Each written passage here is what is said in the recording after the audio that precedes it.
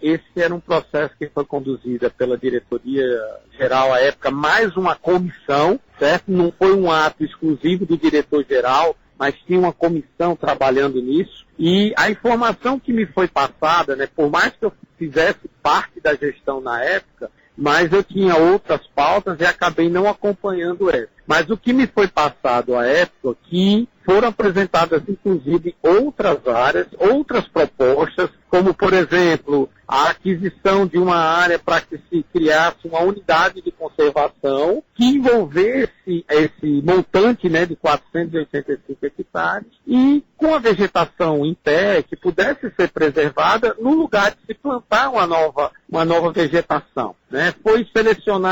ofertado também a possibilidade de algumas áreas do próprio governo espalhadas ao longo do estado do Rio Grande do Norte, mas a informação que eu obtive foi que a decisão final é que esses outros elementos não seriam satisfatórios. E aí se chegou à apresentação dessa área, né, de 485 hectares, que na realidade o montante dela chega a quase 900, porque tem trecho vegetado e tem trecho que não tem vegetação, e isso fez com que nós tivéssemos que selecionar, e isso consta nos autos do processo. Então o Estado acabou selecionando essa área por força do encaminhamento judicial, teve uma análise através da Secretaria de Infraestrutura,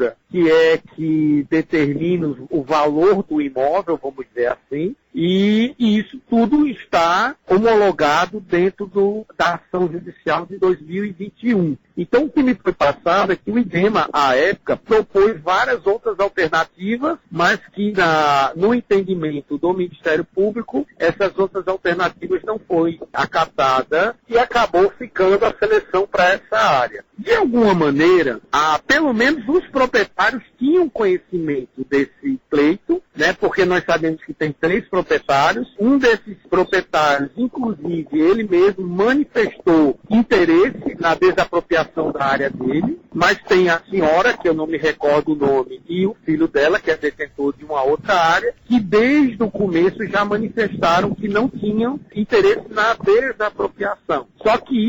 essa manifestação aconteceu a posteriori, porque a ação é de 2021 e o advogado dele, né, entrou com essas ações, se eu não me recordo, se eu não estiver enganado, em 22 ou por 23. Inclusive, há cerca de um mês, atrás, eu tive reunido com ele, quer dizer, eles que eu digo era o advogado, o neto dessa senhora, inclusive eu peço desculpas, ele está criando esse transtorno a essa senhora, mas não é interesse do IDEMA que há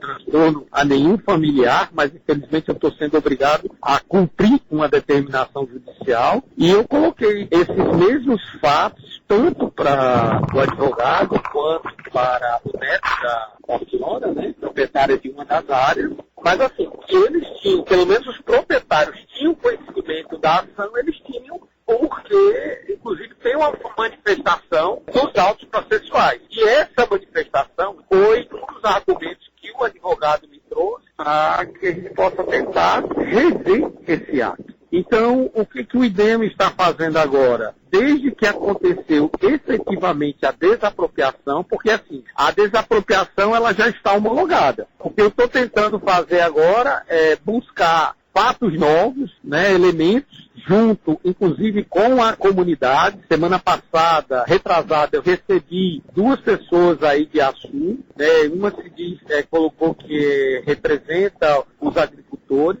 aonde eu solicitei o apoio dele para mandar uma equipe do IDEMA para a gente poder fazer um sobrevoo da área com o drone, identificar os proprietários, identificar quais são as áreas que têm potencial para atividade agrícola e que estão sendo executadas essas atividades, buscar também as informações que o advogado da senhora e do filho dela alegou que colocou nos autos processuais, para que eu possa tentar uma provocação de revisão do processo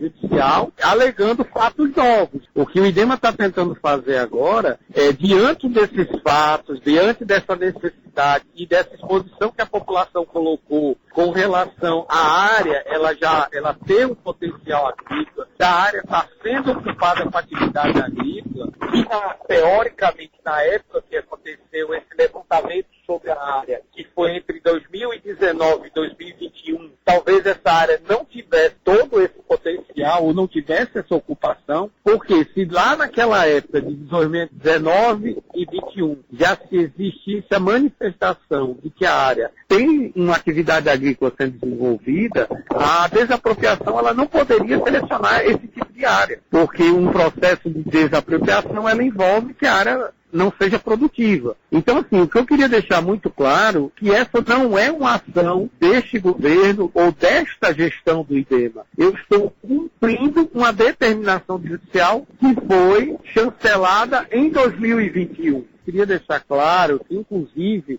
esse diálogo que nós estamos tendo é um entendimento do governo do Estado. Eu já levei isso para a governadora, já levei isso para os secretários, e eles me autorizaram buscar as narrativas para tentar provocar o Ministério Público e, consequentemente, o Judiciário no objetivo de tentar rever. Agora, veja, mesmo a desapropriação acontecendo de forma legal, né, ou seja, ela ocorreu já, as áreas ainda não pertencem ao Estado. Por quê? Os 3 proprietários das áreas já manifestaram que não tem interesse. Um, a princípio, é por questões de valor, e os outros 2 é porque não tem interesse. Então, isso ainda, o próprio ato da desapropriação, para ela ser consolidada, ela vai ter que tramitar também no Judiciário. Então não é uma coisa que vai acontecer do dia para a noite. Por isso que, quando eu fui procurado por pessoas aí da região do Vale do Açu, eu deixei muito claro, hoje o IDEMA, ele precisa de ajuda por parte da sociedade, da região